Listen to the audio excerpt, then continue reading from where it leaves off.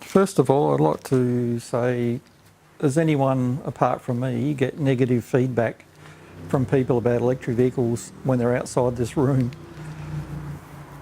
Yes, good. My experience has been that, yes, this has happened, and a lot of it comes down to misconceptions from the public, but also it's reinforced by, well, in one particular segment that was on TV. I put this together last year, and I have noticed that there's actually been quite a turnaround this year. There's been some really good, positive reports on EVs, particularly a lot of stuff from Europe. This is mainly on Radio National, but also on local television. There's been some quite good, positive things. But at the end of last year, it was, it seemed to be a bit of a bashing of electric vehicles. But what actually started me on this was I went to a neighbour's 50th birthday, and there was a guy there. You know, normally at a party there'll always be one guy that knows everything, talks the loudest and takes over the conversation. This guy, he knew that I was into electric vehicles, but I didn't know him. And he kept making comments about electric vehicles, and then he made this comment: electric vehicles are the cause of the biggest environmental disaster this world has known. And I went, no, they haven't. It's like, this is it, you crossed the line. And after all the other people left the room and ducked under the table, we had a bit of a conversation. And I said, well, what do you base it on, you know? And then he said, the environmental concerns of lithium mining. And then he went on to say, and I know all about it because I work for the oil and gas industry and I've been mining for years. So I thought, well, this is a bit of a biased conversation. So anyway, the information I found out was obtained from the internet, and so I went and had a look at it, because at this point I realised I didn't really have any real understanding about how the lithium's mined and treated, and I thought, how can I give an intelligent response to this if I don't have the knowledge? So I went and had a look, and this is the website. This is the mine where lithium is extracted from electric car batteries, big hole in the ground. This is the oil sands site in Alberta where they get their fuel from. See, it's all green around it, it's great. Then tell me more about your electric car is better for the environment. But then when you start looking at it a bit deeper, and on some other sites, it's not actually a lithium mine, it's one of the largest mines in the world, and they mine copper in it. It's a BHP mine. So if there's any doubt about it, that's from the two websites.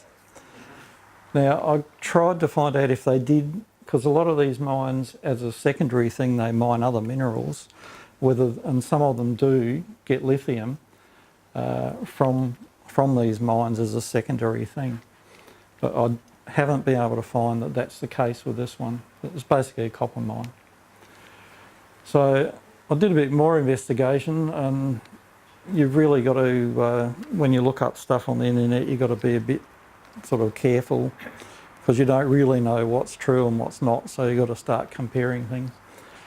But what I did find out was that most of the world's mining of lithium is actually done in Australia.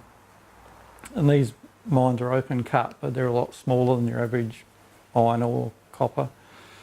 Coal mines is then shipped to China for processing. What happens there, I don't know, because they even have trouble with baby's milk. Public opinion is that it's okay to dig a big hole in the ground and get copper, lead, tin, zinc, aluminium out of it, but not lithium for some reason. There seems to be an issue with people. So that's just shows the production of lithium mining, and Australia is like largest. Argentina's the second largest. But yeah, most of it comes from Australia, which I didn't realise. So that was that. And then not long after that was this Today Tonight segment in which Mark Borlase from the RAA was on there. Tesla's official spokesperson told us the company sells 2 out of 3 electric cars available in Australia. But there's more than 3, with all these electric cars available in Australia. So, anyone bought one of these, all these extra ones available? No. Do you know how many is available? Actually, 2 of them. Those 2. So the others, yeah, are not. Yeah. CanStar's Megan Doyle says battery life is critical. The battery is already warranted generally around 8 years, so that's the life of your car, basically. So, going on from that, if we just take a Hyundai i30 diesel, they give a 5-year warranty on it. So does that mean that your car's finished after 5 years?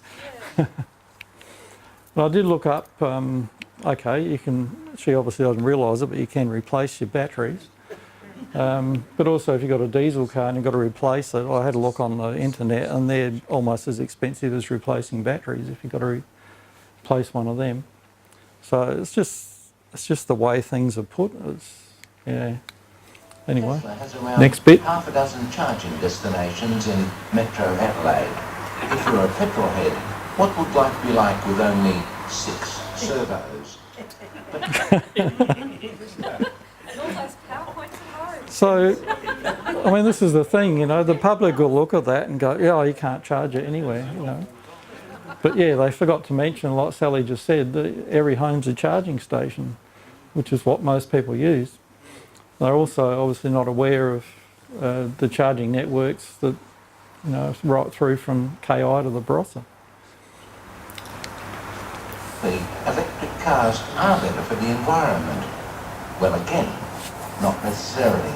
Electric vehicles obviously don't have a tailpipe, so there's no emissions from the car, but the source of that energy, the power station, is what we really have to look at. In Victoria, with its reliance on brown coal to make the electricity to charge the battery, diesel cars are actually greener than Teslas. The Tesla generates more CO2 than a Golf diesel, and more even than Audi's very large A7. With its wind farms recharging battery cars, South Australia fares better. The reality is that for the emissions that they produce in South Australia, they're quite good. Right, so I've heard this argument time and time again. The emissions of the electric vehicle includes driving down the road and the making of the fuel, like the power station, the wind turbines, etc. But the emissions of the diesel car only includes what it makes when it drives down the road, not what it's produced in making the fuel for it. So it's not really comparing the same thing. So to compare like with like, you'd have to take into account the pollution incurred in actually making the diesel as well, if you're going to take into account making the electricity. This would include mining the crude oil, transport to refinery, refining to diesel, transporting via road, ship road to get it to Australia, then delivered by tanker to a petrol station. So you can see there's a lot more involved than just driving it down the road. Sorry? And a lot of electricity used in that process. Yes, well that's the next thing. The whole diesel versus electric debate can be eliminated with one piece of information. This is from the US Department of Energy. It takes 6 kilowatts of electricity to make 1 US gallon, or 3.8 litres of petrol. This amount of power will drive a Tesla S 33 kilometres with a similar petrol car, and they did a comparison of an XJ Jag using 3.8 litres to travel 35 kilometres.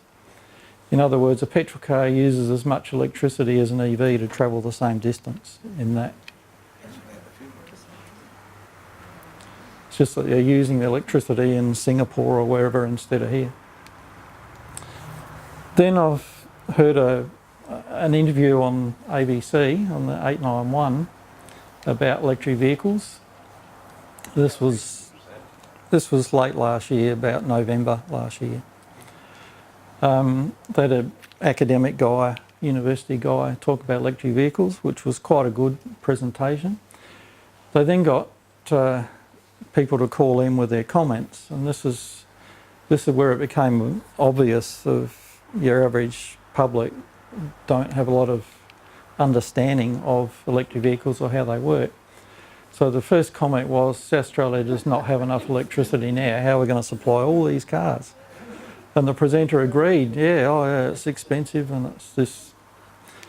So the correct answer is from the information supplied by Bryn Williams when he was here from Sappan, that EVs can actually smooth out the power supply by charging during the day when there's excess grid connected solar, and in the early hours of the morning when the load's low. So it can actually level out that issue and not charge at the high demand times. And the bonus is that the EV owner can charge their car at off-peak rates. The second comment, there's only one charger in Adelaide market, so you can't drive your electric car out the city. So, as I've said there, obviously the general public has no idea of the spread of charging stations throughout the state. And most EVs charge at night anyway. So this is where I think, we need to talk to people and actually, tell them. Comment number 3, when they build a B double, I'll be interested in electric vehicles as a practical solution. So Mercedes actually built one in 2015 and Tesla's talking about releasing one soon. So There are places you this don't is the normally have Mercedes access to, one. like this one. It may be hard to believe this car tested out in Europe. This place is top secret. It's the track where Mercedes-Benz tests prototypes on different kinds of pavement. Everything is set up for Mercedes to demonstrate an entirely new type of vehicle. Ist schon alles aufgebaut für die Präsentation, die gleich stattfindet. A crowd of journalists are here for the world premiere. And here it comes. A truck. And not just any truck. Mercedes says this truck will revolutionize the distribution of goods in cities. 120 years after Gottlieb Daimler built the first motorized truck, Mercedes has finally produced the first big electrically powered truck.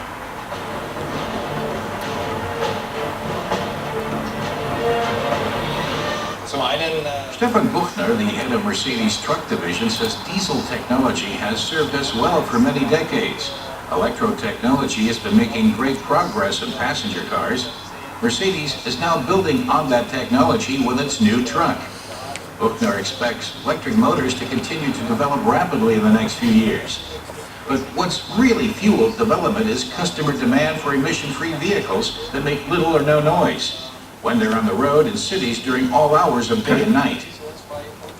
Auch geräuschlos oder geräuscharm in die Stadt einfahren zu können und das zu jeder Tages- und Nachtzeit.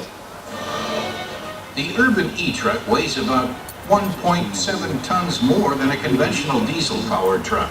The batteries in the frame give it a range of up to 200 kilometers between charges. Of course, Martha says there's more to an electric truck than batteries and an electric motor. There are a lot of peripheral technology to integrate. Starting with this direct current socket that can take on 150 kilowatts. You won't find such heavy-duty sockets on the wall.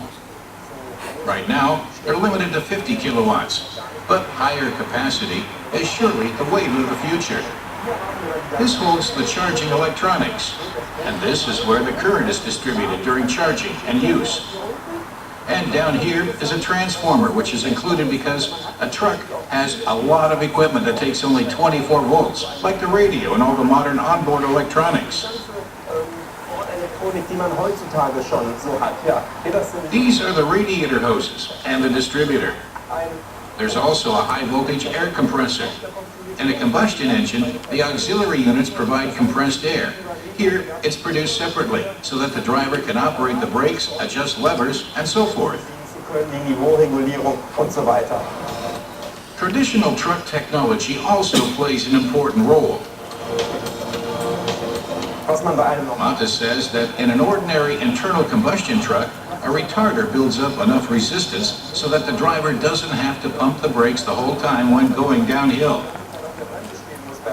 Das wurde Here, that's solved with 2 braking resistors. If the truck has to brake when the battery is full, electric energy is diverted to the resistors.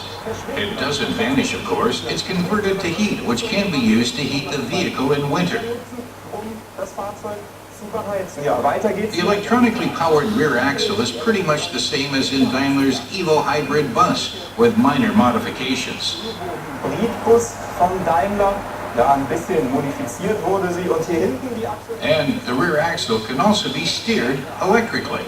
So you need all sorts of additional electronics to turn a regular truck into an e-truck. Einen E-Truck zu machen. Yeah, that's also an electric truck that they actually got in production, and this was in 2015.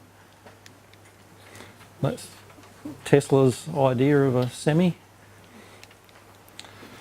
And comment 4 was initial cost, availability and range. Initial cost and availability is an issue, not becoming less of an issue with the Zoe and the Ioniq coming on the market soon. Range seems to be an issue for everyone except those who actually own an EV. But yeah, range is improving because it's like where they were 100 kilometres now, like the Ioniq and the Renault are just under 300. So most people don't realise how little kilometres they do actually travel in a day. So in conclusion, it seems that there still are public misconceptions, and that Green Drive Day helped. You know, it was the idea of trying to educate the public. But the idea of the thing of charging range and that needs to be addressed if people are going to buy electric vehicles. But yeah, what I noticed at the end of last year was there was an increase in vocal opposition from the oil industry and car repair trade. But it seems to have died off a bit, and the price of petrol at the moment is making it all the more better for electric vehicles. Yeah, so the whole idea of this was that to say that electric vehicle people need to actually know the facts so that you can respond appropriately to people when they do challenge you about your EV. So that's it.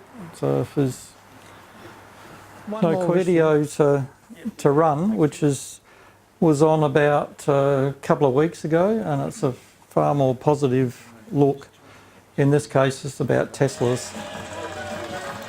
This was on a generic sort of morning show. So much about these driverless electric the robots are taking over the world. cars. Well, the future of driving is already here, and our tech expert Stephen Fennick is here to take us through all the details. Now, Tesla, we've heard so much about it. What have you got for us today? Well, the 2 electric cars here, I've got the Model X right here, and over yonder I've got the Model S, both electric cars, so both have motors in the axle, so no engines per se, doesn't use any fuel, electric all the way, zero emissions.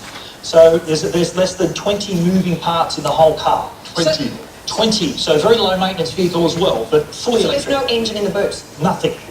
Wow, so There's more space. Exactly, front and back. And so there are a lot of superchargers built around Australia and destination chargers. You can also have a charger built at home. So if you want to charge the car, you can just plug it into the power point and you get your charge. So let's have a look inside. I can open all the doors with the remote control. And let's have a look at these rear doors. See, this is what I love about... that's very Jetsons. So take a look, the Model X is actually can be configured for up to 7 people. So this is actually a 7-seater. Oh my God. This will be more like your SUV sort of family vehicle, so you can fit up to 7 people. So is that because... Why do they have the doors like that? Well, it's just a design aspect. Oh, right, okay. You're thinking, oh, hang on, I'm in the shopping centre and this is going to hit all the other cars. There are actually sensors built into each of the doors, so if you were close to another vehicle or a person, it would actually stop and rise more vertically, so it won't hit anything. Really? Yes, so you never it's smart enough. That's right. No, you're not going to. There's no risk of you hitting something above it or beside it. So it's all, there are sensors everywhere. And you fit 7 people. 7 people. I'm going to sit inside. I'm going to show you. There's a massive 17-inch screen inside here that controls your music, your navigation, your rear cameras. You can connect your phone, all your music, radio. It's not, no. Well, there is a display here as well, and that tells you all your speed and all your information. You can control everything from the wheel as well. Sure. But everything is right here in front of you, so it's pretty smart in the rest of the car because everything is controlled from this central console. And does it still need a driver? Do you still have to drive it? Well, no, this has got enhanced autopilot. So if I can drive this on a freeway and it will steer, accelerate, decelerate. Law is though, you still have to have your hands on the wheel, but it effectively is driving itself, just assisting the driver, staying under the speed limit, but also steering, decelerating if there's traffic. You can even change lanes simply by indicating it. It'll find a space to change lanes as well. So it is that enhanced autopilot's a great feature. There is. I say for this one. I know I can't remember, but there is some stuff in this car, but there's stuff in the boot. Well, I find it amazing there is some of our stuff. Oh my God! There's no engine. No engine because they're in the axles. Here. They're in the axle of the car. So. Nice Dyson, by the way. That is just uncanny. So this is basically self-driving, engineless, completely electric car, and this is the future. Absolutely. When you think of it, zero emissions. It's also got regenerative braking. So what happens there, when you take your foot off the accelerator, the car immediately slows down. Motors go in reverse. That action actually recharges the battery as well. Less wear on your brakes even. How much do they work? Wow. This one starts at about, I think, 135. Yep. The Model S is about 125. Now show us this one. now There's this cool feature here called Summon. So you can just imagine the situation where you're in a car park and someone's parked you in.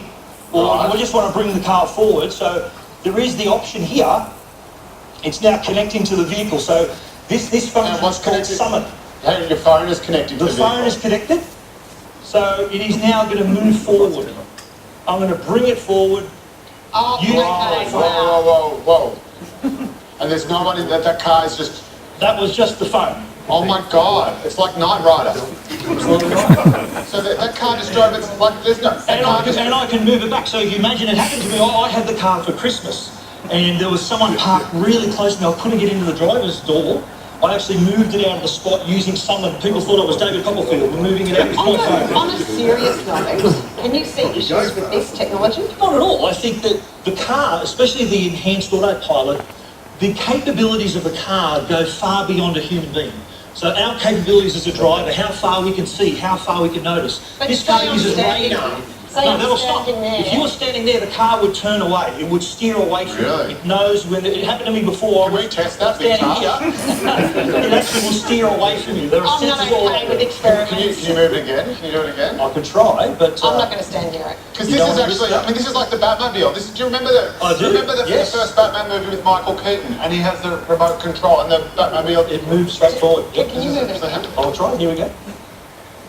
Do you want to try? No, I don't. You know what, I will. It'll move This will make the OH&S people very, Yeah, very everyone's panicking right now. So it's And about so to it- move forward, and it has the and it's probably hitting you. Oh, there you go. Well, Just stand a bit closer, if Joe. you want to run him over or not, Tim, let's keep it. I just need to jump off the wardrobe. Oh my God, That is fabulous. there is no one in that car. No one, look, there's no one in the car. So, Stephen, I mean, Tesla, as you know, especially Elon Musk, is absolutely leading the world in this technology. How long do you think it will be before we see this across the... Well, it is catching on. Tesla was one of the first big car companies. I describe them like what Apple did to the phone. Right. Tesla is doing to the motoring industry, bringing all this technology and bringing all these cool features to people. Other motoring companies like Mercedes-Benz, Volvo, you name it, they're all producing electric cars now. They know this is the future. Wow, and driverless cars. Well, Moreover, at the moment, our laws don't let the car drive by itself. Right. Enhanced autopilot's meant to assist the driver, not to drive for you. So you're meant to have your hands on the wheel. If you don't have your hands on the wheel, it will flash and say, Some people say put your like hands 5 on the to wheel. 10 years, this could be the norm. Even a child born this year may never need to learn how to drive. Because by the time they're old enough to drive, the cars will be driving themselves. Wow, Okay, thank you so much for joining us this morning. That is Good news. amazing. So there you go. That's a positive note to end on.